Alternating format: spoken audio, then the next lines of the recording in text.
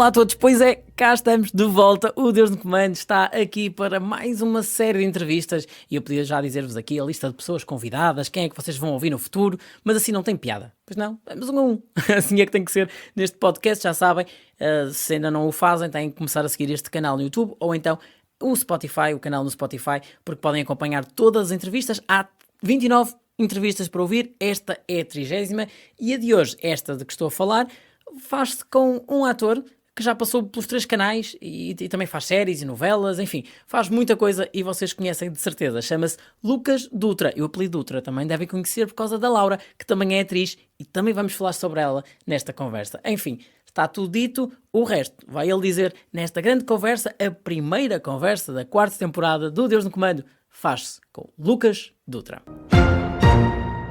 Boas, André, tudo bem? Olá, está tudo? Contigo também? Também, cá estamos. Descansado? Estou aqui tranquilo, sim, tudo correu bem, não posso queixar. E andas com muito trabalho ou agora neste momento estás a tirar férias? Um tempinho para ti? Pá, estou um bocado mais parado, mas estou em preparação para um personagem e para um projeto lá para fora. Pronto, para além destes eventozinhos da nova grelha, as novas grelhas dos canais, como eu já acabei de gravar acabei a novela há 2 meses atrás, tive agora umas curtas-metragens, que foi o último projeto que eu tive a fazer, e agora estou em preparação para ir gravar para fora. Olha, eu costumo começar estas conversas, estas entrevistas, como lhe quiser chamar, por recuar um bocadinho ao passado das pessoas, porque eu acredito que aquilo que somos agora também é um bocadinho reflexo daquilo que fomos no passado. E então a primeira pergunta que eu te queria fazer era que criança é que tu eras? Que criança era o Lucas Dutra? O que é que tu me podes dizer sobre, no fundo, a tua infância? Sem querer ter alguma pretensão ou parecer intelectual de alguma maneira, mas Stanislavski dizia que o trabalho dos atores tem de se centrar muito naquilo que é uma criança. Ou seja, acho que qualquer ator precisa estar muito bem ciente que o nosso trabalho é a brincadeira preferida das crianças, que é o vamos fingir que somos alguma coisa que não somos. É o play to pretend. E, um, e então, ou seja, eu em criança. Pá, é engraçado, eu vou mesmo voltar ao início daquilo que os meus pais me contam. Eu, quando era miúdo, bebé, demorei muito tempo a começar a falar. Os meus pais até achavam que eu tinha algum problema, que eu tinha, juro, algum problema psicológico, porque eu não falava, não fazia nada. Eles achavam que eu tinha algum atraso psicológico mesmo. Mas depois, com o tempo, o que aconteceu foi, eu, pá, já nem sei com que idade, 2 ou 3 anos, do nada começo a falar logo frases inteiras, ou seja, digamos que eu tive ali muito tempo só de observação e depois a partir de uma certa idade já avancei para começar a dizer frases completas e sabia exatamente aquilo que queria, ou seja, um, acabou por ser um tempo quase como eu disse, só de observação, para depois começar a recolher tudo e mandar tudo cá para fora, e como os meus pais dizem, a partir do dia em que eu comecei a falar, nunca mais me calei, e acho que vais perceber neste podcast que eu sou uma pessoa que fala muito. Portanto, no fundo, demoraste a começar, mas quando começaste até declamavas poesia, não? Já estava ali a dizer frases inteiras e textos inteiros, já estava a falar muito. E depois, desde muito cedo, o Alexandre Montenegro, que é um grande amigo da minha família, que é realizador e tem uma produtora de publicidade, precisava sempre de crianças e miúdos para fazer figurações nos anúncios da Leopoldina, a correr lá atrás, e anúncios da Galp e não sei o quê. E como nós éramos crianças muito ativas, e os meus pais queriam mais tempo para eles poderem namorar e para se livrar um bocado das crianças, ainda por cima nós tínhamos idades, pá, a minha irmã é 1 ano e meio mais velha que eu, ou seja, muito perto a nível de idade, ou seja, éramos os dois muito insuportáveis na mesma altura, e não podia fazer um babysitting ao outro. Digamos que foi uma coisa que eles usaram meio como, pá, eles ficam lá o dia todo a gravar e nós podemos ir curtir um bocadinho. E então esse ATL que nós tivemos, que eram as gravações, acabava por acabou por ser uma coisa que nós curtíamos muito, ou seja, nós gostávamos muito de estar lá de volta das câmaras, das produções, havia sempre comida e era sempre comida boa, ou seja, ainda por cima era isso e ainda tínhamos a vantagem de receber algum. Por isso, desde muito cedo começámos já a fazer um pé de meia e todas as coisas que nós queríamos, tanto eu como a minha irmã, que eram para além do necessário, ou seja, das necessidades básicas de coisas escolares e por aí em diante, e roupa, tudo já vinha do nosso dinheiro, ou seja, desde muito cedo nós começámos a ter noção do que é gerir o nosso próprio dinheiro, ganhá-lo e gastá-lo, e saber como ganhar e como gastar. O que foi muito bom. Acho que esse processo de educação dos meus pais foi uma coisa que eu e a minha irmã não nos temos queixado de todo. E pronto, e depois uma coisa levou à outra, e ali aos 13 anos já tínhamos um repertório fixe de algumas publicidades, e eu e a minha irmã fomos apresentados à Sofia Espírito Santo, que é da agência Sparkle, que sem dúvida alguma, na minha opinião, é a melhor agência para qualquer criança e miúdo que está a começar a representar. É muito, muito boa e serve sempre uma ótima uma rampa de lançamento para vários atores que estão agora no mercado e não só. Mas, e aos 13 anos tivemos uma reunião e ela disse-me logo, pá, eu tenho aqui um casting para uma novela, não sei se sabes o que é, e eu, pá, já sim, já vi algumas, fiquei todo borrado na altura, com a oportunidade de poder fazer uma novela, mas fui ao casting e passado 2 semanas eu já tinha esquecido completamente do casting, estava deitado aqui no sofá atrás e o meu pai diz-me, Lucas, pá, a Sofia ligou-me a dizer que tu ficaste no papel. E eu lembro-me desse dia até hoje, a minha reação foi mesmo, pá, eu fiquei felicíssimo e fazer a experiência da novela, acho que consagrou, por assim dizer, e tornou mais concreto na minha cabeça que ser ator não era só uma brincadeira. E claro que eu não percebia de nada aquilo que estava a fazer, a minha prestação foi péssima, foi péssima, não tenho problemas em dizer que era, sem dúvida alguma, um canastrão, mas sim, mas tem de se começar por algum lado, e Sim. apesar dessa experiência, o que eu tirei dessa experiência, para além do que é o trabalho de ator, que pouco sei ainda, mas deu para perceber o que é que, ok, decorar texto e cantar, e agora não olhes para a câmara, que é essas coisinhas que há aí tanto da publicidade, mas começou-se a consagrar mais nesta questão da ficção nacional. E depois dessa experiência, outra das coisas que eu tirei, que foi um dos melhores conselhos que eu tive da atriz que fazia de minha mãe, que era a Marta Fernandes, e ela é muito, muito fixe, foi que o trabalho de atores era uma coisa muito instável. E isso preocupou-me. Eu sempre fui uma criança muito metódica e sempre tinha de saber 2 passos à frente o que é que iria acontecer, e isso foi uma cena que eu sempre mantive. E então acho que das coisas que eu mais tirei da representação é sim, eu quero ser ator, mas calma, que ser ator não é fácil, ser ator não é constante. Ser ator é fazer mil e uma coisas ao mesmo tempo e muitas delas nem têm a ver com a representação, que é só para eu poder pagar as contas. E isso preocupou-me. E foi aí que, nessa altura, comecei a ter mais trabalhos como ator, ou seja, as coisas foram melhorando. A minha irmã também foi começando a trabalhar mais como atriz. Um, e é engraçado porque as pessoas acham sempre que foi ela que começou primeiro na televisão. Pois, é curioso, eu ia te perguntar isso. Foste tu que começaste primeiro. Mas fui eu que estreiei na ficção e ela mais tarde foi descoberta e depois começou ela a trabalhar mais que eu e eu comecei a apostar mais no meu plano B, que era o que é que eu faria se não tiver trabalho como ator. E decidi envergar mais pelo lado da realização, que foi como o plano B, e por isso é que quando acabei o nono ano, em vez de ir para uma escola de representação, disse, opá, tenho que ter um plano B, já tenho trabalhado algumas coisinhas como ator, já tenho algumas bases, mas para eu poder garantir um possível futuro e uma possível forma de pagar as contas ao final do mês, tenho que ter um plano B. E em vez de me afastar do meu plano A, decidi fazer uma coisa que estava completamente relacionada. E ainda por cima a crescer, a ver este amigo de família a realizar, eu via que aquilo dava dinheiro e para além de dar dinheiro via que era uma coisa muito fixe, ou seja, dirigir os atores, estar atrás de toda uma produção, e foi uma coisa que eu disse, ok, este pode ser um caminho bacana. E então fui para António Rui tirar cinema e vídeo, em vez de tirar representação, e até hoje não me arrependo dessa decisão. Claro que fico sempre a pensar como é que seria se eu tivesse ido para o TEC, que era a minha opção, se eu tivesse ido para a escola de Cascais fazer representação, não saberia o que é que eu teria a fazer agora. Mas ao menos esse plano B começou a tornar-se quase um plano A2.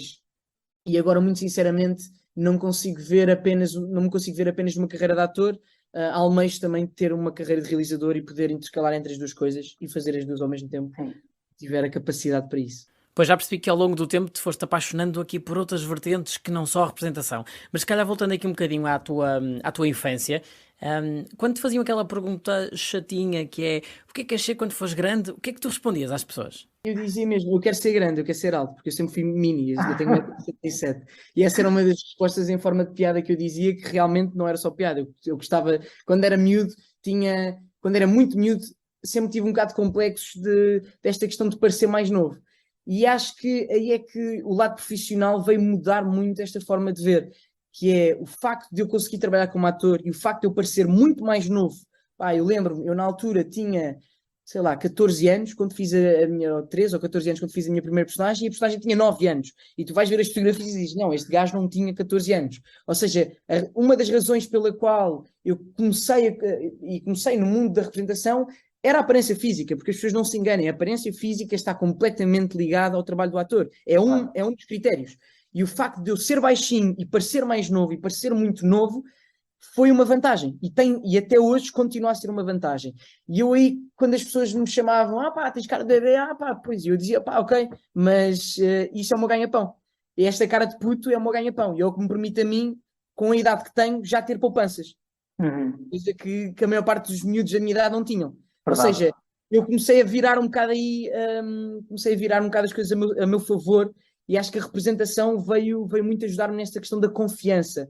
Porque é verdade, ser ator é preciso, acima de tudo, trabalhar como ator é preciso tu não teres problema em parecer ridículo, e aceitares aquilo que tu tens e usar e tirares disso o melhor partido.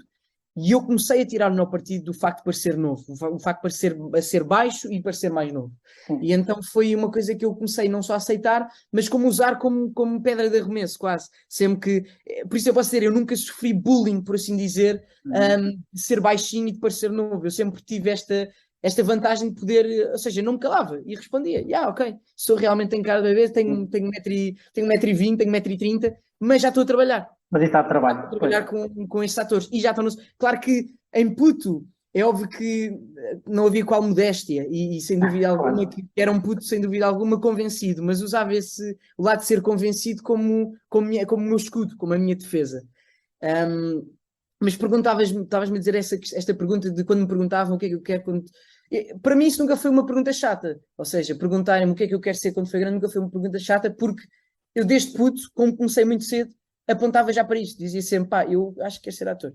Eu gostava de ser ator e gostava de trabalhar em grandes filmes, gostava de trabalhar em novelas portuguesas, gostava de trabalhar lá fora e claro que conforme fui crescendo a ideia de trabalhar internacionalmente começou cada vez mais a ficar mais ciente no meu percurso, mas eu acho que a menos que eu me engane e talvez alguém, pessoas de infância possam dizer o contrário, eu tenho a noção que já desde puto tinha esta questão de curtia trabalhar como ator. Sim, no fundo esta ideia de querer ser ator. Há um bocadinho estavas-me a dizer que o teu primeiro projeto tinha corrido muito mal. Estamos a falar do projeto Os Nossos Dias, da RTP? Sim. Sim, porque é que foi terrível a tua parte? Vamos lá ver. Eu acho que tens dois tipos de atores. Que são muito seguros sobre o seu trabalho e outros que não são nada seguros sobre o seu trabalho. Eu sou do segundo tipo. Eu não sou nada seguro sobre o meu trabalho. Em parte, o facto de não ser seguro sobre o meu trabalho é que me permite continuar a querer melhorar constantemente. Permite-me ver uma cena minha e dizer, ok, está uma merda. O que é que eu posso fazer para melhorar? E mesmo que as pessoas digam, não está nada, tipo, até está fixe, mas para mim o até está fixe não é o suficiente. Ou seja, acho que das maiores aprendizagens que eu tenho vindo a ter é saber avaliar justamente o meu trabalho, que é uma coisa que eu não faço. Eu olhava e disse, está mal, está mal, está mal. E este está mal é tanto bom como mau. Ou seja, é bom porque me mantém motivado a querer, da próxima vez eu tenho que fazer esta cena melhor, mas ao mesmo tempo é importante nós reconhecermos o que é que está bom, porque é importante ter essa confiança e dizer, ok, este caminho que eu estou a seguir é bom, eu tenho de continuar por aqui, ou não, ou do género, isto não está fixe, eu tenho de investir ainda mais em informação, eu tenho de ter ainda mais ferramentas. Ou seja, o facto de eu não gostar no trabalho, não gostar do meu trabalho muitas vezes, permite-me acima de tudo querer continuar a aprender e continuar a apostar na formação. Visto que a formação académica não foi um caminho que eu escolhi e escolhi a parte da realização, eu sempre fiz formação, ou seja, sempre fui fazendo workshops para ir ganhando ferramentas. Workshops internacionais aqui em Portugal, workshops lá fora. Para mim a formação tem de ser contínua, visto que eu não tive uma formação académica. E mesmo se eu tivesse tido uma formação académica de 3 anos, ou de 6 anos, 3 anos em Cascais e 3 anos no conservatório, que é, vamos assim dizer, que é assim o topo ou seja, é o topo que tu podes atingir como formação em Portugal, é ir 3 anos para Cascais e depois vais 3 anos fazer o conservatório, por assim dizer, é o clichê e o maior número de anos de formação que podes ter, é isso, é fazer esses 6 anos de formação que sem dúvida alguma dão-te uma preparação que eu de todo não tenho. Agora, vou buscá-la a outros sítios, a outras formações. E é engraçado porque sempre que falo em formação, converso às vezes com amigos meus, atores que estão a fazer formação no conservatório, por exemplo, e eu tive no outro dia a falar com um colega, no outro dia, já foi há uns tempos, com um colega meu que é ator, que já estava aí para o 3º ano, e eu comecei a falar com ele sobre formação, sobre técnicas de representação, sobre ferramentas, e no final desta conversa ele disse, é impressionante como é que tu, se eu pegar as tuas formações de uma semana, de um mês, de 2 semanas, que foste fazendo, no total não dá de todo um ano do meu ano académico, no conservatório, mas como é que tu nesses, 3 meses consecutivos ou 4 meses consecutivos, se apertarmos essa formação toda durante estes anos todos, como é que eu sei dizer que tu sabes mais que eu, ou tu tens mais ideias de métodos diferentes Sim. e falas com uma paixão disso que eu não consigo falar, dos meus 3 anos de curso. Ou seja, de todo que não fico frustrado por não ter feito uma formação clássica. Para mim, formação é formação, seja como fores obter essa formação, é importante que ela exista para ti. E para mim, as pessoas não percebem que, infelizmente ou felizmente, tu para seres ator não precisas ter formação. Não precisas. Ou seja, quando eu digo que não precisas ninguém vai te pedir isso. Ou pouquíssimas pessoas no mercado vão dizer, ok, eu quero ver o teu diploma do conservatório. Ah, mas eu não tenho. Ah, então não trabalhas aqui. Não, hoje em dia temos as carinhas larocas, temos os influenciadores, temos os modelos, temos tanta gente que sem qualquer tipo de experiência consegue tirar trabalho a atores, estão há 6 anos a fazer formação, e as pessoas ficam frustradas, mas este é o mercado que nós vivemos. Ou seja, não é que eu seja a favor disto, porque não sou de todo. Para mim, se conseguisse concentrar esta questão de haver uma carteira de trabalho para os atores, ou seja, haver esta questão que existia antes, que era a questão dos créditos, teres créditos para trabalhar, que funciona muito lá fora também, que é, seja por ter estagiado não sei quantos anos numa companhia de teatro, ou seja, porque fizeste formação, ou seja, consolidar a profissão de ator da mesma maneira que a profissão de médico está consolidada. E atenção, não vou comparar de todo o trabalho do ator, os estudos necessários do trabalho do ator e os estudos necessários para ser médico. Não vou comparar porque não é comparável. Diferentes, sim. Não é comparável. Agora, que é importante haver esta unificação e de alguma maneira termos esta questão de haver critérios de trabalho, eu acho que sim, porque depois tenho amigos meus, atores que me ligam a chorar e dizer, atores e atrizes que me ligam a chorar e dizer assim, man, eu estou na merda, eu não tenho trabalho, eu fiz 3 anos de formação e uma bacana com uma conta de TikTok passa-me à frente. É complicado, mas não podemos criar este estigma que para ser ator em Portugal é necessário ter-se formação e é isso que vai fazer, e é isso que vai arranjar trabalho. Não, eu vejo a formação como complemento, ou seja, é para ti. A formação é para ti como indivíduo, não é para os outros. A formação é para o teu trabalho. E canso-me de dizer isto. A formação são ferramentas para tu trabalhares como ator. Agora, para seres ator em Portugal, infelizmente, a formação não tem um peso assim tão grande, por enquanto, pelo menos. É aquilo que eu vejo e é a minha opinião formada. E atenção, tenho amigos de um lado e tenho amigos do outro. Tenho amigos influenciadores que só conseguiram trabalho por serem influenciadores ou por serem modelos e nunca tinham pisado um palco e nunca tinham feito formação na vida e foi uma curiosidade que por acaso apareceu, aceitaram e agora estão a trabalhar non-stop. E tenho amigos do outro lado que formaram-se, tiveram formação, trabalham com ator, ou seja, fizeram o percurso mais, não vou dizer ético, que isto até vai parecer errado, mas fizeram o percurso da formação, o percurso académico, que é estudado antes anos e aplicar esses conhecimentos. E também tenho amigos que estudaram quase uma vida toda, 6 anos de formação, foram para fora, voltaram para Portugal e não têm trabalho. Ou seja, tendo amigos em todos os lados, consigo ter uma opinião assim um bocadinho mais aberta e não critico nenhum dos lados. Mas vendo um espectro um bocado mais amplo, eu sinto isso. Sinto que é preciso tantas universidades que educam aqui e formam atores ter noção que é preciso ensinar um ator a fazer self-tapes, que é preciso não haver preconceito com as novelas em Portugal, porque as novelas pagam as contas da grande maioria dos atores em Portugal, são novelas com todo o estigma que há e todo o preconceito que há, principalmente nas escolas de formação de atores, há muito esse estigma.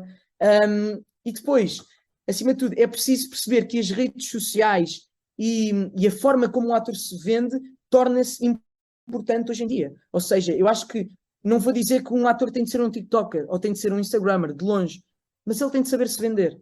Ele tem de saber se colocar no mercado. E se hoje em dia, infelizmente, olha-se mais para o número de seguidores, para a quantidade de anos de formação, ok, então vamos tentar seguir a maré. Vamos tentar perceber o que é que eu consigo obter daí, estás a perceber? Ou seja, eu acho que isso é super importante, perceber por onde é que o mercado está a ir, e em vez de só cruzar os braços e dizer, epá, mas isto não é justo. Man, queres trabalhar? Então faz-te a vida. E eu vejo muita gente que cruza os braços, fica chateada, reclama, epá, isto é ridículo, está aqui um modelo que não tem formação nenhuma a tirar-me a mim antes de trabalho. Sim, e o que é que vais fazer em relação a isso? Vais só reclamar ou vais fazer alguma coisa? Pá, pode ser o que for, por mais ridículo que isto possa soar. Sim, tu és bom a representar, faz monólogos para o YouTube, faz ou diz o que é que, sei lá, faz uns, pá, vou dizer uma coisa horrível, mas por exemplo, faz uns vlogs do que é ser um aluno de representação em Portugal. Se calhar muita gente ia querer ver isso, ia criar views, ia criar atenção e se calhar ias conseguir a atenção necessária da malta dos canais e dos diretores de programa, dos realizadores. Temos de acompanhar aquilo que está a acontecer, não é só lutar contra. É preciso reconhecer que é uma tendência, é uma coisa que está a acontecer e reconhecer que tão cedo não vai mudar. E dificilmente uma pessoa de braços cruzados vai conseguir mudar isto. Ou seja, para trabalhar em Portugal é preciso fazeres à vida. E tu tens tido esse cuidado, essa preocupação por trabalhar não só as redes sociais, como também até o teu aspecto físico, tudo para chegares a um objetivo, chegares a esse objetivo que tu tanto A queres? forma, ou seja, a mim acabou por acontecer um bocadinho o contrário, que foi o trabalho como ator deu-me alguma atenção nas redes sociais, maioritariamente no Instagram, que é a rede principal. Se eu fui a trabalhar da Bem Me Quer, trabalhava sem dúvida alguma com nomes das redes sociais muito grandes e nomes de atores também muito grandes. E ou seja, sem dúvida alguma que eu tirei o melhor partido que eu pude dessa atenção que estava a receber e daquele meio, aquele meio em que eu estava inserido, para poder ganhar alguma atenção nas redes sociais, porque para além da atenção a nível profissional, a nível do ócio é incrível. Ou seja, eu do nada poder ter não só a diversão que pode ser os eventos que me podem trazer as redes sociais, como festivais e coisas que são boas, são prazerosas, coisas que do nada eu já não preciso pagar um bilhete porque já tenho uma parceria, ou do nada já me estão a pagar para poder fazer uma presença num festival. Ou seja, não vou mentir, isso é incrível acontecer. E daí, quando comecei a perceber que o espaço ou seja, as redes sociais tornou-se o novo espaço publicitário do século XXI, com um peso e com uma monetização, com um dinheiro, um mercado associado gigante, eu comecei a perceber, ok, se calhar já não é só brincadeira e se calhar não é só eventos e não é só coisas boas, ou seja, não é só o ócio. Há daqui um mercado de trabalho que eu posso tentar tirar partido. Eu, de todo, que não me considero um influenciador, de todo. Considero-me um ator que tem uma plataforma, tem uma rede social, que tira partido dela e vice-versa. Ou seja, eu tenho as ferramentas para. Começo a ter mais ferramentas para poder comunicar, tenho um público com alguns números que gosta ou não, sei lá, podem seguir por gostar ou podem seguir por gostar, não interessa, mas estão presentes e conseguem-me proporcionar um espaço onde, de repente, é um espaço que pode ser comercial. E isto é uma coisa que eu falo sempre, que é, antigamente, se calhar, investia-se 20 mil euros numa publicidade, em que eu, quando puto, até fazia parte dessas publicidades, e agora, de repente, eu se calhar aposto 5 mil em alguns influenciadores, ou esses 20 mil vão para influenciadores, e vão para pessoas, vão para atores, vão para figuras públicas, e pessoas que têm alguma atenção nas redes sociais, e consigo muito melhor dinamizar o que é o meu público. Se calhar, se me forem investir em mim, sabem perfeitamente que o meu público é raparigas e rapazes desta a esta idade. E eu consigo, de repente, pôr um pinpoint na faixa etária. É uma coisa que na televisão não acontece. Eu mando para a televisão, pá, e toda a gente vai ser. A televisão está ligada no tacho, que a malta do tacho pode ou pode não ver. Ou seja, esse espaço publicitário existe. Eu comecei a ter mais noção dele e daí procurar até alguém que me pudesse orientar nesse sentido. E foi aí que começou a minha parceria com a Central Models Digital, era ter pessoas que percebem disto e conseguem tornar o Instagram uma ferramenta de trabalho também. Ou seja, para além da diversão e para além de eu ser super descontraído com aquilo que publico e ter o espaço, ou seja, continua a ser uma coisa minha e várias vezes já, ou seja, eu consigo olhar para um produto e dizer, ok, eu não me identifico com isto, não vou fazer isto só por dinheiro. Ou seja, eu quero continuar a manter a minha essência como Lucas. Lucas trabalha como ator e como realizador e tem um espaço social, não é um influenciador. Agora, tudo o que eu possa tirar de partido que vá de acordo com aquilo que eu gosto e com as coisas que eu gosto, é claro que vou aproveitar, não sou hipócrita ao ponto de dizer que não. É bom ter uma outra forma de rendimento e de prazer e de lazer que não seja só na representação. Consigo ter isso através agora então. Sim, claro. No fundo, conciliar tudo, não é? Eu tenho aqui algumas questões relacionadas com a relação que tu tens com a tua irmã. Eu já percebi que tu és muito crítico em relação ao teu trabalho. A tua irmã também é atriz. Tu também és muito crítico em relação a ela ou não te metes muito no trabalho que ela faz? Sim, é engraçado. Nós quando éramos miúdos, e até há pouquíssimo tempo, vá dizer até há 3, 4 anos atrás, nós não nos dávamos nada bem. Mas quando eu digo nada bem, eram discussões mesmo horríveis. Nós não nos dávamos nada bem. Meus pais sempre disseram que ela queria ser filha única e tendo em conta que ela tinha 1 ano e meio, quando de repente aparece alguém a roubar-lhe a atenção, foi um trauma. E esse trauma e esta história é verídica, eu canto esta história muitas vezes, que meus pais já me contaram várias vezes. Eu estava no berço, tinha voltado do hospital, tive algumas complicações ao nascer e tudo e tal, e acho que tive acho que se não me engano foi uma bronquiolite, passei muito tempo no hospital, então quando vim, a família estava muito desejosa de me receber, então a atenção foi muito focada em mim, que tinha vindo finalmente ao hospital, pronto, e tudo e tal. E eu lembro perfeitamente de estar a dormir, eu lembro perfeitamente, calma, do meu pai me contar, porque eu não me Sim. lembro perfeitamente, obviamente, estar no berço a dormir, e a minha irmã chegava assim devagarinho e olhava para mim a dormir, e o meu pai dizia, faz-me uma festinha, e pegava na mão dela, dava-me festinhas, e assim que o meu pai virava-se para ir buscar o biberon, ela começava a bater. E eu era uma criança de berço, tinha meses, ou seja, e ela era muito nova, mas já havia esta questão de ciúmes. E acho que isto, conforme a idade foi avançando, eu comecei a perceber, porra, mas porquê que eu estou sempre a levar porrada? Eu também posso dar. Então começou aí esta questão de nós, muitas turras, e durante muito tempo havia uma competição não muito saudável entre nós, em que era, ela trabalhava como atriz, depois eu trabalhava como ator, e depois ela ia para o teatro, e eu também queria ir para o teatro, e depois ela ia fazer bodyboard, e eu por acaso também gostava de bodyboard, e ela achava que eu andava sempre um bocado a seguir Atrás dela. mais velha, quando não, Sim. quando na verdade havia muitas coisas que ela me dava a conhecer e eu por acaso também gostava, coisas em comum, mas durante muito tempo foi uma relação muito, muito amarga. E agora, com a maturidade e com, ainda por cima, acho que se nós fôssemos do mesmo género, se fôssemos do mesmo sexo, seria ainda mais complicado. Ou seja, dois rapazes, ou seja, o facto de termos género diferente permitiu perceber que nós nunca iríamos competir diretamente. Pode haver na nossa cabeça a competição pela atenção do trabalho como ator, a atenção dos pais, o carinho, tudo e tal. Agora, quando passou essa fase e nós percebemos, não, tipo, há espaço suficiente, somos dois Dutra, somos os manos Dutra, tipo, há espaço suficiente e até conseguimos criar, por assim dizer, esta dupla, que é tipo a irmã e irmão, estás a ver? E estão os dois a trabalhar na televisão e trabalham nos 3 canais, conseguem ter o seu espaço ou seja, não somos irmãos gêmeos, ou seja, não temos. Há gente que acha que nós somos muito parecidos, há pessoas que não concordam, ou seja, cada um consegue ocupar o seu espaço. E eu acho que principalmente quando eu fui para fora, para Londres, viver, acho que foi a altura em que ela sentiu, e eu também, a falta que nós fazíamos um ao outro. Ou seja, esta competição podia ser saudável porque puxamos um pelo outro, conseguimos nos ajudar um ao outro a nível do trabalho e aos poucos, cada vez mais, conseguimos. Porque, atenção, há aqui uma coisa que acontece que não é propositada, mas nós conseguimos ter. Ou seja, como eu conheço a minha irmã tão bem, ao vê-la representar, eu vou ser o mais crítico possível. Porque eu sei perfeitamente como é que ela chora, eu sei perfeitamente como é que ela ri. E do nada, vê-la a rir numa cena na televisão, eu consigo dizer: não acredito, não és tu a rir. Ou, tudo bem, até pode ser a personagem a rir, mas tem de ser credível de alguma forma. E é muito difícil para mim, tanto julgar o meu trabalho, porque eu sei perfeitamente, ou seja, ao olhar para mim a fazer uma cena, eu sei perfeitamente que aquilo não é verdade. Sim. Ver a minha irmã também, isto acontece quando há muita proximidade com namorados ou com pessoas que já conhecem há muito tempo, eu sei perfeitamente como é que ela é quando está chateada, e numa cena, e vice-versa, e numa cena ver que ela está chateada, eu digo, não acreditei porque eu sei como é que tu és chateada, e mesmo assim não me parece. Ou ao contrário, quando começo a olhar e quando começamos a evoluir nas nossas skills de representação e dizer, mano, eu acredito nisto. Acho que fizeste bem em vir por aqui, não sei o quê. Ou seja, começámos cada vez mais a ter esta troca. Sim. Principalmente quando eu começo a estudar em Londres realização e a parte toda de direção à qual eu me apaixonei, eu começo a juntar os dois lados, que é a experiência que eu tenho como ator, as ferramentas que eu tenho como ator, a experiência que eu tenho a ser dirigido por outros realizadores, coisas que eu gosto e coisas que eu não gosto, e começo a aplicá-las na realização e vice-versa. Ou seja, eu de repente estou a realizar um filme, ou estou a escrever um filme, estou a escrever um personagem, por exemplo, que eu também estou a gostar cada vez mais de escrever.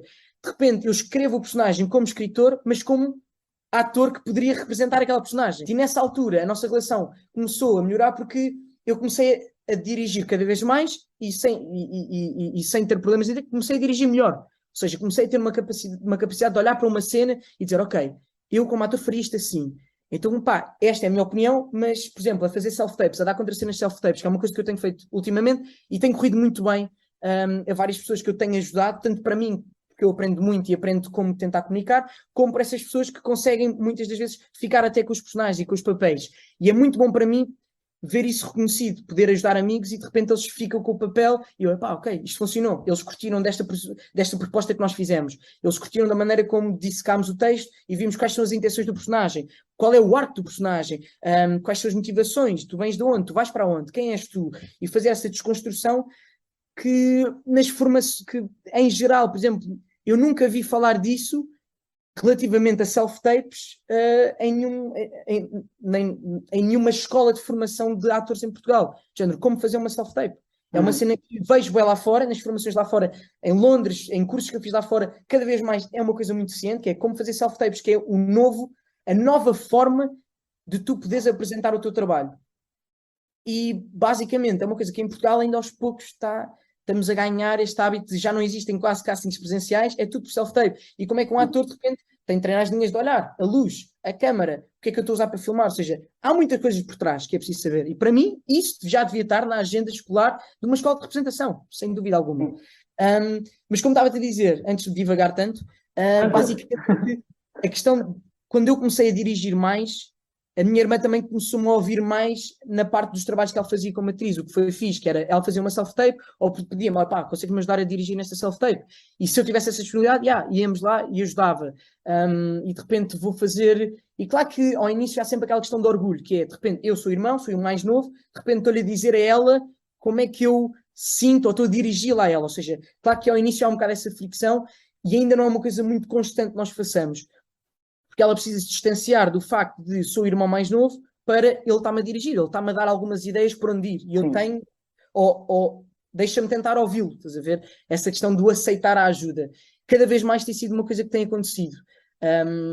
E então, assim, aos poucos, a nossa relação foi cada vez melhorando, porque eu quero, obviamente, que ela fique com papéis e ela quer que eu fique com papéis, porque nós não estamos a competir um com o outro. No máximo o que poderia acontecer, e inclusive já aconteceu, é terem de escolher um dos irmãos por uma questão de afetividade na ficção. Pois, era precisamente isso que eu te ia perguntar. Aconteceu isso no momento em que tu estavas em Bem Me Quer na TVI e ela na Serra, na SIC? Aconteceu isso quando eu fiz o casting para a Nazaré e ela também estava na Nazaré. Ou seja, eu tinha acabado de gravar Alma e Coração, tinha feito o casting para a Nazaré, tinha feito o casting para a Teia nessa altura, e houve ali um clash que era a minha irmã estava escolhida para fazer este papel e o meu papel era para ser namorado dela. Ou seja, só dá para escolher um dos outros, obviamente, não ia poder. Não... E pronto, esse conflito é a única coisa que não nos permite possivelmente trabalhar mais vezes juntos. É a possibilidade de nós não termos um target de idade assim tão afastado. Tudo bem, ela tem pais mais velhas e os pais românticos costumam ser mais velhos, mas houve ali uma altura em que isso podia ser um conflito. E então foi uma coisa que aos poucos, por exemplo, agora na Lua de Mel, foi muito pouquinho, mas contrastámos pela primeira vez em cena. E como eram personagens que não tinham qualquer par romântico, conseguimos pela primeira vez contracenar os dois juntos, passado tanto tempo. Depois, as últimas vezes que deve ter sido numa publicidade em 2012 ou 2013, trabalhámos os dois juntos, então há muito tempo não representávamos os dois. E isso foi uma coisa muito boa. Sim. E, ou seja, a nossa relação tem vindo a melhorar e consolidar-se e tornar-se cada vez mais forte. Eu falei-te há um bocadinho deste exemplo da Serra e de Bem Me Quer, porque houve uma altura em que tu e a Laura, tu e a tua irmã, estavam em canais diferentes, em novelas diferentes que por acaso eram concorrentes, davam à mesma hora, Bem Me Quer e a Serra. Como é que era feita esta gestão? Como é que, por exemplo, os vossos pais vos viam ou não viam? Escolhiam quem? A quem é que iam? Quem é que viam primeiro, aliás? Quem é que eles escolhiam para ver? Que novela é que seguiam? Como é que se fazia esta gestão? É assim, sendo muito sincero, os meus pais são brasileiros. Nunca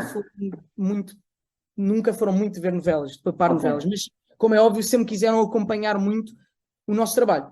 E então, basicamente, ainda por cima, em dois canais diferentes, aquilo baseava-se em vai para um canal, puxa para trás, vê se ela deu no episódio 2, ok, deu, está aqui a prestação, vamos ver, ok, viu, ok, e agora? Não temos tempo, ok, não vamos ver o resto do episódio, vamos passar para o outro canal, a puxar para trás, apareceu, não apareceu, ok, apareceu. Ou seja, foi feito assim, e também os meus avós emprestados, que são os meus avós de coração, que são portugueses e veem novelas, eles então era mais complicado, porque eles queriam tentar acompanhar as duas novelas, dois canais diferentes, à mesma hora, ou seja, uma gestão um bocado ingrata, mas pronto, mas conseguiram fazê-lo.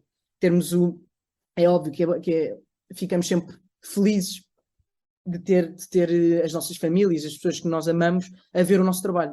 Claro que é uma questão de nervos, e nisso acho que parte da minha personalidade e da minha irmã também, por sempre querer atingir mais e ser melhores, é o facto do meu pai, por acaso até está ali, acabou de chegar, ser uma pessoa muito crítica e sempre muito sincero e muito direto. E isso é uma coisa que eu herdei dele, que sou uma pessoa muito direta. Se eu não gostar de uma coisa e tu me perguntares a opinião, eu vou dizer não gosto. Eu não vou sugarcoat nada. Eu não vou dizer, pois. Não, eu vou dizer assim, pá, está mal. Eu vou dizer, está uma merda. E eu posso dizer até porque é que eu acho que está uma merda. Está uma merda por isto, isto, isto, isto, isto. Agora, e por isso é que eu digo sempre, queres a minha opinião ou queres ouvir aquilo que eu tenho para te dizer ou queres ouvir aquilo que tu queres ouvir. São coisas diferentes. E às vezes a pessoa só precisa de ouvir aquilo que ela quer ouvir para melhorar. Outras vezes precisa de ouvir aquilo que é verdade. Ou seja, a verdade tem de ser aplicada em certos momentos. E há momentos para ser aplicada e outros não. E acho que essa gestão foi uma coisa que eu aprendi, principalmente quando estava a estar em Londres. Porque perguntavam-me, na altura em que não conhecia ninguém, eu conhecia pouquíssimas pessoas na turma, e estávamos a ver os filmes das outras pessoas, ou seja, da turma toda, estávamos a fazer avaliações, e a professora perguntava, tipo, olha, Lucas, o que é que tens a dizer sobre isto? E eu ainda por cima, tendo a formação que já tinha tido na António Rui e a experiência que tinha, estava numa turma em primeiro ano, mas já tinha trabalhado não só como ator, já tinha formação e já tinha estagiado numa produtora como segunda assistente de realização, terceira assistente, ou seja, já tinha alguma experiência. E do nada chegar lá e ver pessoas a começar do zero, para mim eu apliquei aquilo que o meu pai sempre aplicou comigo, que era, as pessoas perguntavam, o que é que achas? Eu dizia, está mal. Acho que está mal. E as pessoas todas a quererem fazer amigos. Pá, está mesmo giro, aquilo que fizeste assim. No primeiro ano era um bocado um outcast, no primeiro ano fui um bocado outcast porque era sempre direto e dizia sempre as coisas de uma maneira se calhar até demasiado bruta e isso criou uma espécie de exclusão, então basicamente tinha uma comunidade portuguesa que está habituada um bocadinho a esta forma de tratar e o resto da turma era um bocado, não estava muito comigo. Fui aprendendo com isso, mas pronto, ou seja, com base nisto, acho que principalmente com base na educação que eu tive, a minha mãe era sempre aquela pessoa, mãe babada, que está sempre incrível, está sempre ótimo, e o meu pai era sempre a cena de não, podia estar melhor, não, podia estar melhor. E isso para mim foi muito bom, ter esses dois polos de pá, não, tenho que fazer melhor, tenho que fazer melhor. Palmadinhas nas costas e chapadinhas na cara. Tu já fizeste tantos projetos, tens uma curta carreira, é curta, é verdade, mas já participaste em muitos projetos. Há algum que te marcou assim de forma especial, por algum motivo, também ele especial? Epá, essa pergunta acaba por ser uma pergunta um bocado ingrata, porque um projeto não é feito nem só do personagem, nem só da história, nem só das pessoas com quem trabalhas, é feito destes fatores todos. Ou seja, tu até podes ser uma equipa incrível e nesse momento não estás fixe, então o projeto não vai correr tão bem. Ou podes ser uma equipa horrível, pá, que não curte nada de ti, ou tens um conflito com alguém da direção que só te lixa a cabeça, mas o personagem é incrível ao mesmo tempo. Ou seja, tens sempre altos e baixos. E eu posso te dizer, não te vou dizer um personagem, mas posso te dizer, a nível de desafio de personagem, até hoje, sem dúvida alguma, o personagem mais desafiante que eu fiz foi o Sahid, na Prisioneira. E a personagem, por exemplo, a novela não foi de todo um sucesso. As audiências eram baixíssimas, pode-se dizer que foi a altura mais baixa, por assim dizer, a nível de audiências, por assim dizer, que é como se, de alguma maneira, não é justo, mas é como se mede hoje em dia a qualidade dos trabalhos. Infelizmente, o que é que tem audiências e o que é que não tem. Não tinha audiências nenhumas a Prisioneira, mas foi um projeto que eu de repente tive de falar árabe, para o personagem, não tive, mas quis, porque eu gosto sempre de, ao máximo, trabalhar com o meu corpo e com a metamorfose do meu corpo, ou seja, as transformações do corpo, para mim, não é, por assim dizer, um trabalho de método, não é que eu seja um ator de método, mas para mim o corpo é importante acompanhar o personagem, porque faz parte, é a imagem. Para mim é o que eu digo sempre, ator é corpo, mente e voz. E esses três fatores são importantes. A dicção é importante, mudar a dicção ou ter uma boa dicção, a colocação de voz é importante. O corpo é importante, não só a tu saberes usar o teu corpo e as aulas de corpo que se tem nas coisas, mas o estado físico do teu corpo influencia. Pá, sendo muito frontal e muito direto, e hoje em dia temos toda esta cancel culture de vamos todos amar os nossos corpos e são todos os corpos perfeitos, isso é ótimo para ti como pessoa e como indivíduo. Agora, para o trabalho de ator, é importante ter em consideração que se eu estiver acima de peso, se eu não estiver saudável fisicamente, ou seja, se eu estiver acima de peso, se eu for gordo, não tenho problemas em deixar falar. Se eu for gordo, eu não vou fazer o ator bonzão que tem as raparigas todas na novela. Tudo bem, pode ser um estigma. Um gajo acima de peso pode realmente ter um charme e ser bonito e conseguir muitas raparigas, mas o estigma existe. E a verdade é que se vai ser o bonzão da novela que tem 3 raparigas, não sei o quê, ele não pode estar em baixa forma física.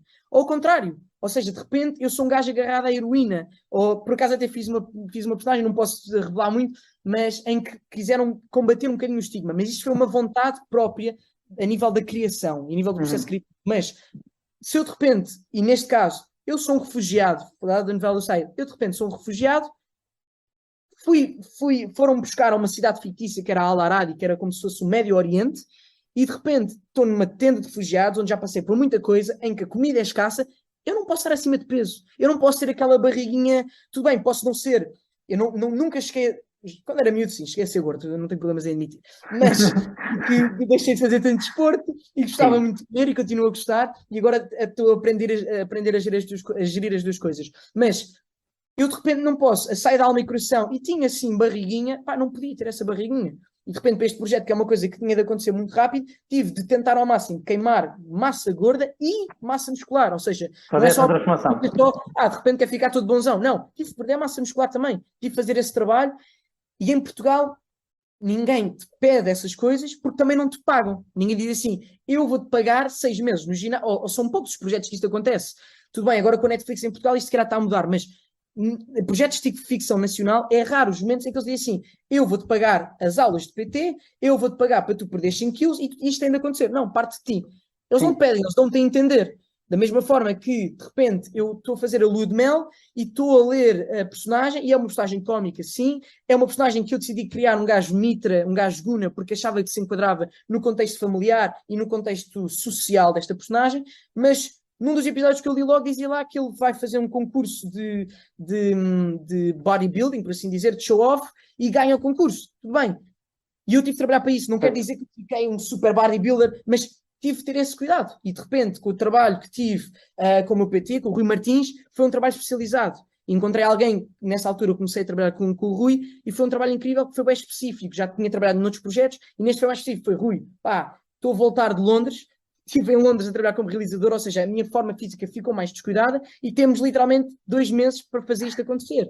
Nutrição também, ou seja, ter estes cuidados da alimentação, ou seja, as pessoas têm de perceber que o trabalho de ator não é quando eu chego em platô ou não é quando eu estou a decorar o texto à noite. Não, não é toda uma preparação, é sempre que eu tiver tanto o antes, o durante e talvez o depois de um personagem. Sim. Porque de repente eu não posso estar lá a alimentar-me bem e de repente estou 2 semanas sem gravar e perco a forma física completamente. Ou seja, tanto a vida pessoal como a profissional é preciso termos isso em conta quando se trabalha como ator. Há pessoas que não ligam nada a isto, ok, é a forma de elas trabalhar. Eu acho que isto é importante. Eu acho que a aparência física é importante. E por isso é que eu digo, o desafio de repente do Said foi tanto físico como psicológico.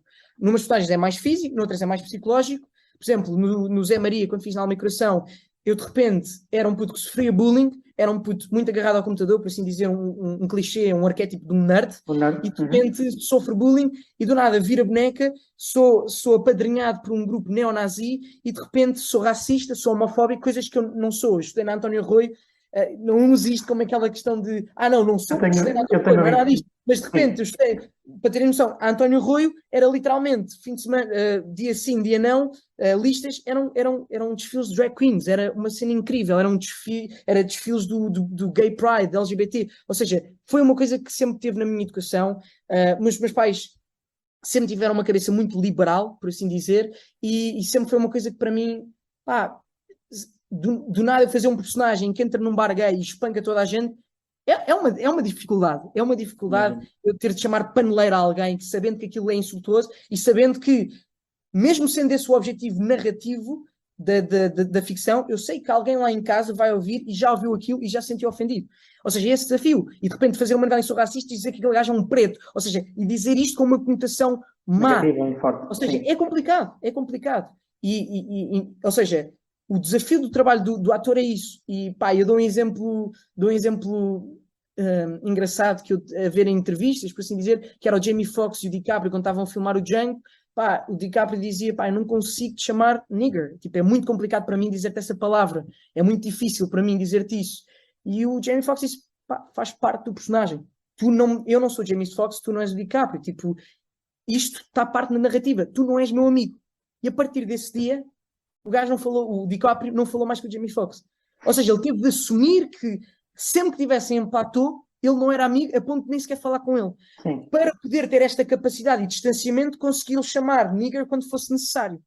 Ou seja, e eu isto para mim vejo com um exemplo que é importante, que é um desafio de repente, eu se calhar fazer uma personagem em que, e é o mais engraçado, eu de repente faço uma personagem, a alma e coração, em que sou preconceituoso com tudo. Árabes, com tudo, com pessoas de cor, com pessoas homossexuais, com tudo, ou seja, é a escumalha, por assim dizer, que tu podes ter. E se tornar nessa escumalha é um desafio muito grande. E na novela a seguir, de repente, fazer uma personagem que é árabe, que vem num campo, que tem ligações possivelmente terroristas, e sofrer um bocado de bullying por ser terrorista, por assim dizer. Sim. A possibilidade de ser terrorista e ser potencialmente visto como várias pessoas da novela, como o gajo é árabe, o gajo é muçulmano, o gajo vem de uma... Ou seja, é engraçado estes polos que de repente eu faço um preconceituoso e de repente estou a sofrer isto numa novela a seguir. Ou seja, é um grande desafio. E é isso que te faz gostar assim tanto de representação? É essa possibilidade de todos os dias seres uma coisa diferente, fazeres uma coisa completamente diferente? Sem dúvida alguma, acho que a frase que eu digo sempre é: o que eu mais gosto do trabalho de ator é a possibilidade de eu ser aquilo que eu nunca quis ser. Ou seja, as pessoas veem só como uma coisa de género. Eu sempre quis... Ou seja, para além daquilo que eu sempre quis fazer, de género, eu adoro Fórmula 1, adoro motas. Se calhar a profissão de corredor de moto podia ser uma opção, corredor de Fórmula 1 podia ser uma opção. Eu adorava ginástica, adorava trampolins, podia ter investido para ser um campeão olímpico. Não fui por aí. Gosto da parte de argumentativa, gosto da parte filosófica, podia ser um professor de filosofia, podia ser um psicólogo, adoro psicologia. Ou seja, as coisas que eu adoro fazer, eu posso, por um instante, fingir que são essas coisas. E não só fingir, mas se eu fizer o meu trabalho bem feito, e isso inclui trabalho de pesquisa, eu aprendo essas coisas. E de repente, eu não estou a fingir só que sou muçulmano. Não é que eu me torno muçulmano, mas de repente, eu, para o meu trabalho de pesquisa, fui ver a oração da tarde. Eu fui a uma mesquita. E fui muito bem recebido e fui ver como é que é a oração, falei com eles, falei com pessoas muçulmanas sobre o que é ser muçulmano, quais é que são os estigmas, o que é bom, o que é mau. Ou seja, eu sou ateu, não tenho qualquer fé religiosa, por assim dizer, e de repente para mim é muito prazeroso descobrir uma nova religião, até porque eu venho de mente aberta, não venho com questões fechadas de alguma religião que eu especificamente tenha fechado. Ou seja, eu não estou fechado, não, existe só um Deus, existe Cristo, e é assim que funciona. E para mim é muito interessante eu de repente beber um bocadinho da religião muçulmana, ir a uma mesquita e aprender um bocadinho mais sobre a cultura e combater alguns estigmas que as pessoas têm, que eu tinha também. Há preconceito. Nós temos sempre alguns preconceitos relativamente a tudo. Preconceitos na questão de preconceito. E para mim o trabalho do ator é isso, é que de repente eu faço um personagem que é um neonazi, vou descobrir o que é o movimento neonazi, vou descobrir o que é ser punk, vou descobrir o que é ser agarrado à heroína, o que é que isso implica, o que é que as pessoas passaram. Ou seja, a nível de conhecimento, para mim o ator é incrível porque eu não estou só a estudar filosofia e vou ser um ótimo, sei Kant, sei Immanuel Kant, sei a malta toda. Não, eu de repente faço um professor possivelmente de psicologia e sei um bocado de psicologia, sei um bocado de filosofia. Estudei Freud um bocadinho para esta personagem, estudei Jung para esta personagem. Ou seja, vou aprender um bocadinho de tudo e de repente, por isso é que eu acho que os atores conseguem ser pessoas no contexto social fascinantes porque têm muita coisa de conhecimento comum e conhecimento específico. Porque de repente foi bombeiro e sabe o que é ser bombeiro, ou fez trabalho de pesquisa para ser bombeiro. De repente, o que é recolhedor de lixo? Qual é a vida de um recolhedor de lixo? Que trabalha madrugada, o trabalho dele é quase invisível, nós só ouvimos quando estamos na cama o pipipi do caminhão lá fora, e não saber do que é chegares a casa a cheirar a lixo, por exemplo. E estas pequenas coisas, para mim, enriquecem-nos. E não só isso, mas acho que a humildade que te pode trazer, de repente, pode ser grande. Tudo bem, trabalhar como ator é trabalhar com uma imagem, é trabalhar com muitas vezes fama, é trabalhar com pessoas que não são de todo agradáveis e tu podes em muitos desses casos, és colocado num pedestal, és colocado num sítio onde, ou seja, não é só tu que te colocas, muita gente te coloca nesse pedestal e de repente perdes a tua humildade, tornas-te uma pessoa cheia de ti, ou seja, tem esse perigo, sim, faz parte. E acho que é aí, é nesse momento que estar bem rodeado é importante. Estás rodeado de pessoas a dizer, mano, isso não é fixe.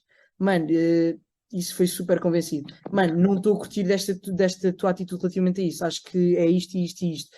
E isso para mim é muito importante. Acho que estás bem rodeado, acho que é mais importante para teres consciência daquilo que te estás a tornar.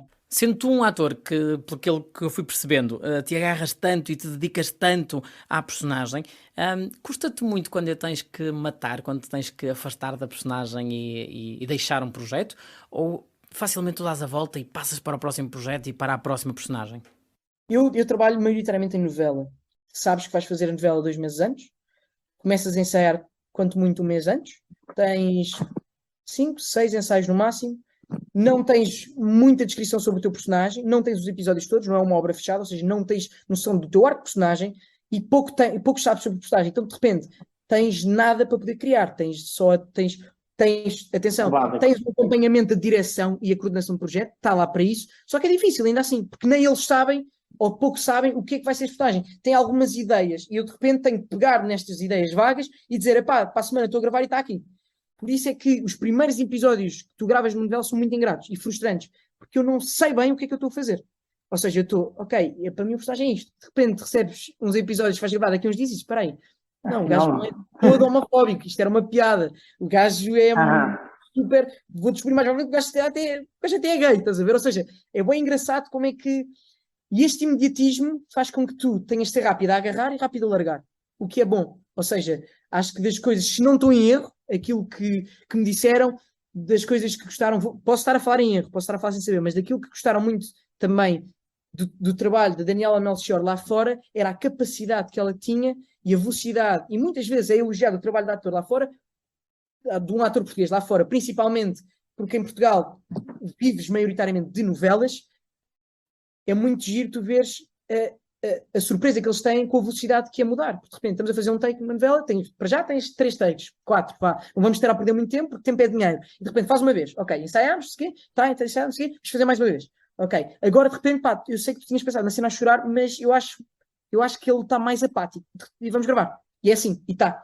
Enquanto se calhar no cinema tens aquele tempo em que ensaias mais a cena, em que fazes várias vezes a cena, em que vês todas as possibilidades e dizes, olha, gostei disto, gostei daquilo, vou experimentar isto hoje. E amanhã se calhar podemos repetir a cena outra vez e fazer isto assim. Tudo bem, não é um mar de rosas, mas ainda assim há mais tempo. Ou seja, acho que a novela para o trabalho do atleta das emoções, que é o trabalho do ator, cria este corredor bem rápido. É um corredor que pode não ter muito tempo a saltar alto, nem saltar muito baixo, mas ele rápido, ele passa os obstáculos rápido, ele tem de passar rápido, é uma corrida de obstáculos que é rápido, e ele tem de ser rápido a lá chegar. E então eu não sinto muita dificuldade em largar o personagem. Tenho sim dificuldade em largar os meus tiques, como Lucas. Ou seja, eu tento beber, de repente estou a fazer uma personagem que é do bairro, peço a uma amiga minha do bairro, por assim dizer, mas cresceu num contexto social de classe baixa, ou seja, provavelmente frequentava o bairro, tem bem noção do que é essa realidade, e eu de repente estou a tentar conviver com pessoas que sejam do bairro, e estou a tentar ver referências que sejam do bairro, a pedir uma amiga minha que convive com o malta do bairro para me mandar vídeos de como é que eles falam, como é que eles comunicam entre eles, ou seja, entre eles isto até parece que é uma realidade completamente distante da minha, não sendo, ou seja, sou obviamente de classe média, ou seja, super normal, mas há coisas específicas, há o slang específico, se calhar de uma zona do bairro, se for um gajo do norte, eu preciso aprender qual é esse slang, qual é que é a forma de falar, ou seja, qual é que é o calão que eles usam, a forma de falar, a forma de se tratarem, expressões idiomáticas, forma de se mexer, as referências são de onde? São dos rappers do bairro, ou seja, onde é que eles vão buscar essas conotações? Ou seja, eu se fosse fazer um gajo de classe média que viveu e estudou em Oeiras, eu sei bem fazê-lo. Uma escola pública de Oeiras, eu sei perfeitamente fazê-lo. Tenho essas referências, foi isso que eu vivi. Agora, esse trabalho de pesquisa é que é o desafio maior. E de repente, eu começar a incorporar isso na personagem, muitas vezes, e dou exemplo, no outro dia tinha saído, no outro dia, lá estou no outro dia, foi para aí há 2 meses, estava a sair das gravações e liguei à minha melhor amiga e estava a falar com ela e disse-lhe uma coisa qualquer e ela disse, mas olha lá, tu ainda estás a gravar, o que é que se passa? Estava a falar com uma forma super bruta, super do bairro, por assim dizer, com expressões idiomáticas mais do bairro, estás a ver? Ou seja, eu reparei, eu realmente depois, e depois no outro dia estava a andar e cuspi para o chão, eu não costumo cuspir para o chão, ou seja, e de repente vou agarrando estas coisinhas, da mesma maneira que estava a fazer na Alma e Coração estava a fazer na Bem Me Quer um gajo beto, e a postura, e a forma de falar de repente quando estou em casa, ou a comer e a usar os talheres, se calhar antes, tipo, eu nunca tive aquela cena de jantar em família, em que está toda a família sentada, sempre jantei quando havia tempo, eu janto uma hora, a minha irmã outra, o meu pai e a minha mãe, e de repente, e sempre que tive aquela cena, tipo, eu posso comer uma refeição toda só com o garfo, e a faca está lá ao lado, e se calhar uso só para cortar a carne, e depois não tem aquela, e de repente já estava em casa a comer de garfo e faca. Ou seja, eu estava a tentar, eu tento ao máximo no meu dia-a-dia incorporar as coisas que eu faço na novela para ser mais fácil depois incorporá-las na novela, mas depois acabo por beber um bocadinho disso. E de repente, eu tenho outro grande amigo meu a dizer que eu estou sempre a dizer né, que é uma coisa que eu não dizia, que é uma cena que eu acho muito, pá, vejo isto muito em Mãe Martins, há amigas minhas que têm Mãe Martins e gozava muito com elas dizem, né, né, né, e eu nunca usei isto, depende de usar, estás a ver? Ou seja, é engraçado porque tu vais vivendo coisas, tu vais aplicando coisas tuas ao personagem, o personagem vai-te dar coisas e podes ficar com essas coisas, e para mim é sempre tentar perder alguns vícios de personagem. Por exemplo, eu lembro perfeitamente que a postura que tinha o João Maria na Bem Me Quer era ser uma postura mais correta, que é uma postura que eu não tenho. Eu sou um bocado tipo troncho na maneira de estar, e de repente ele tinha uma postura correta, então tinha muito mãos na cintura, podia ter mão nos bolsos, que era um bocado mais relaxado, mas punha pôr uma mão no bolso e podia falar com outra, camisola para dentro, estava a ajeitar a camisola, estava a ajeitar o relógio, que é o relógio da vida, ou seja, há vários tiques que eu quis construir para o personagem, e de repente estou a fazer esta personagem que é um Mitra, e assim que metia as mãos na cintura, dizia, não posso estar com as mãos na cintura da mesma maneira que estava como ele, tenho de desconstruir mais um bocado. Pá, se vou estar com as mãos nos bolsos, vou estar com as mãos nos bolsos, mas vou estar tipo a coçar os tomates, estás a ver? Ou seja, criar coisas que sejam adaptáveis a cada personagem. E acima de tudo, ter cuidado para as repetições. Ou seja, há uma coisa que a minha melhor amiga me disse, que é, eu acho que por muito que tu faças personagens diferentes, tens sempre coisas tuas, Lucas. Há sempre coisas que... atenção, pode ser momentâneo, pode ser uma coisa que eu tenho neste momento, que eu estou a reagir desta maneira, uma forma de reagir quando recebo boas notícias, ou dizer lindo, ou dizer nice, ou dizer ok, e de repente é uma coisa que é um vocabulário que eu estou a usar agora por questões, sei lá, de referências, de coisas com que eu estou, de filmes que eu vi, coisas assim, a música que eu estou a ouvir, e de repente estou a aplicar isso. Então ela diz-me de alguma maneira, todos os personagens que tu fazes, há sempre coisas tuas, o que é giro porque torna-te autêntico para quem te conhece. Só que eu tenho o desejo de fazer um personagem irreconhecível. E para mim, o personagem que isso mais aconteceu foi o Said. E daí dizer que é uma das personagens que eu guardo melhor no meu coração, que é de repente fazer uma personagem que fala árabe e não fala português. Depois, passado umas temporadas, ele fala português, mas fala mal português. E é difícil de falares mal a tua língua. Tu sempre falaste bem. E esse desafio era incrível, que era como é que alguém que não fala a língua está a tentar processar aquilo na cabeça em árabe para depois dizer em português. Sendo que eu sou português, eu não falo árabe. Eu nunca falei de árabe, tive de aprender para algumas... Ou seja, o processo que vai na tua cabeça de tentar desenvolver uma coisa e não ter a gramática para dizê-la. Ou seja, foi um desafio incrível. E foi uma personagem que me deu muito prazer. Há várias coisas que falharam no personagem, há várias coisas que falharam, falha sempre alguma coisa, mas consigo dizer que foi uma personagem, sem dúvida alguma, mais desafiante. Lucas, tenho aqui uma espécie de desafio, é a última pergunta, é um desafio que eu costumo colocar a todas as pessoas. Desde que não seja por dança de TikTok, está tudo bem. Desde não é que eu sou, atenção, não sou preconceituoso no TikTok de todo, não tenho jeito. E ia parecer muito cringe e não quero ir para o cringe de Portugal. E agora tramaste-me. Eu agora vou ter que eliminar este desafio, esta pergunta. Eu tinha precisamente para ti uma dancinha TikTok. Agora apanhaste-me. Estou a brincar. Bem, eu acho que o desafio é fácil, mas tu já me vais dizer se é fácil ou se é complicado. Mas eu acho que tu vais saber super bem. No fundo, isto é uma viagem ao passado. É isso que eu te proponho. Porquê? Eu comecei esta conversa por te perguntar quem é que tu eras em criança e agora tenho estado à conversa contigo, em versão adulto, aqui à minha frente. E o que eu te quero propor? Vamos imaginar uma situação hipotética em que o Lucas que eu tenho aqui à minha frente pode viajar ao passado e conversar, dizer uma coisa muito simples ao Lucas pequenino, ao Lucas criança. O que é que tu lhe dirias? Pode ser tanto profunda quanto clichê, e não quero de todo soar pretencioso, mas eu não lhe dizia nada. Eu não lhe dizia nada porque, tendo um bocado de noção, e eu sei que isto se calhar é uma metáfora, claro que tu estás aqui a criar, mas tendo um bocado de noção das implicâncias cronológicas das coisas, aquilo que eu pudesse dizer podia alterar a forma como eu iria fazer as coisas. E eu, neste momento, estou muito feliz com todas as decisões difíceis e sacrifícios que fiz, com base naquilo que sabia na altura. Por isso, nem que seja dizer assim, faz aquilo que vais fazer, eu começava a repensar, mas o que é que eu iria fazer? Ou seja, estás a perceber? Eu não diria nada. Acho que só observava, porque dizer alguma coisa podia potencialmente alterar as coisas, e felizmente não há nada que eu me arrependa do percurso que eu tomei até agora. Tudo o que eu me arrependi, as desculpas que eu precisava de pedir, pedi. As desculpas que eu decidi não pedir, não pedi. Seja por orgulho ou seja por ego. Mas até agora, a nível profissional e pessoal, não há nada que eu me arrependa. Felizmente. Sem dizer isto, tenho qualquer pretensão. Ou seja, estou feliz com todas as decisões que tomei na minha vida, tanto pessoalmente como profissionalmente. E espero continuar a fazer boas escolhas. Bem, olha, eu vou-te confessar uma coisa. Estavas-me aqui a dizer que a tua resposta era clichê. Devo-te dizer que esta é a 30ª entrevista, já fiz 30 vezes esta pergunta e nunca ninguém me tinha dado essa resposta. Achei muito, muito original. Está descansado? Não foi nada clichê. Atenção, não era de toda a minha pretensão para ser um filósofo aqui.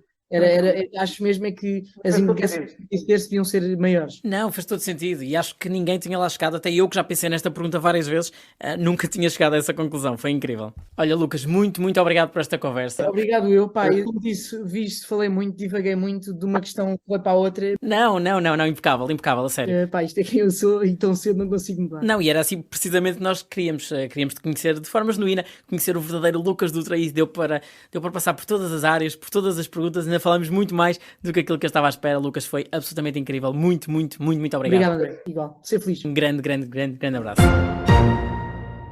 Bem, o talento do Lucas já era absolutamente inegável, pelo menos para as pessoas que seguem a carreira dele e que têm seguido os projetos em que ele tem participado, mas tenho a certeza absoluta que eles ficaram a conhecer o outro lado do Lucas Dutra. Eu fiquei e surpreendi-me bastante com aquilo que fui ouvindo e conhecendo do ator português. Bem, a partir de agora, já sabem, é seguir religiosamente, como eu costumo dizer, não só a televisão nacional, mas também o Lucas Dutra. Já o Deus no Comando está de volta muito em breve com mais convidados, mais conversas, mais entrevistas e mais televisão portuguesa. Não vou voltar a repetir o conselho porque já sabem. Ok, vou. Sigam religiosamente a televisão nacional. O Deus no Comando está de volta em breve. Obrigado por terem estado desse lado. Até breve.